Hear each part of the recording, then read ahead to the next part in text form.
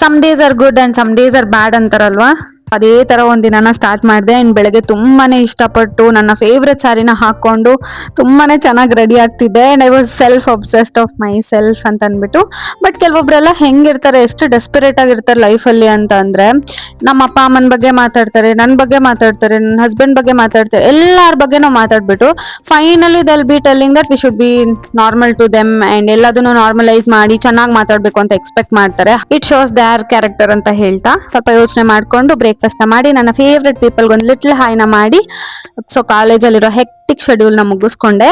And ಮುಗಿಸ್ಕೊಂಡು so tired ಆಗಿ ಹೇಳದ್ನಲ್ವಾ, it was a bad day ಅಂತ ಅಂದ್ಬಿಟ್ಟು ಸೊ ಎಕ್ಸಾಸ್ಟ್ ಆಗಿ ಮನೆಗೆ ಬಂದೆ. And all through my life ನಾನು ರಿಯಲೈಸ್ ಆಗಿದ್ ಒಂದ್ ಥಿಂಗ್ ಏನು ಅಂತ ಅಂದ್ರೆ, ನಮಗ್ ನಾವೇ ಸ್ಪೇಸ್ ನ ಕೊಟ್ಕೊಂಡ್ರೆ ವಿಲ್ ಬಿ ಸೋ ರಿಲ್ಯಾಕ್ಸ್ಡ್ ಅಂತ. ಸೊ ಅದಕ್ಕೆ ನನಗೆ ಟೈಮ್ ಕೊಟ್ಕೊಳ್ಳೋಣ ಅಂತ ಅನ್ಬಿಟ್ಟು ಒಂದ್ ಚೆನ್ನಾಗಿರೋ ನ್ಯಾಪ್ ಮಾಡ್ಕೊಂಡ್ಬಿಟ್ರೆ ಸರೋಗ್ತೀನಿ ಅಂತ ಅನ್ಬಿಟ್ಟು ಒಂದು 3 to 4 hours ಕಂಟಿನ್ಯೂಸ್ ಆಗಿ ಈವ್ನಿಂಗ್ ಬಂದಿದ ತಕ್ಷಣ ಮಲಗ್ಬಿಟ್ಟೆ.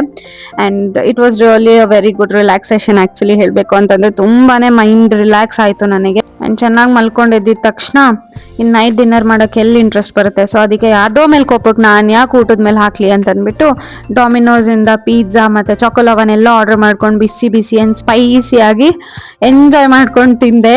And this is how I show respect towards myself ಅಂತ ಹೇಳ್ತಾ, follow for more videos. Bye bye.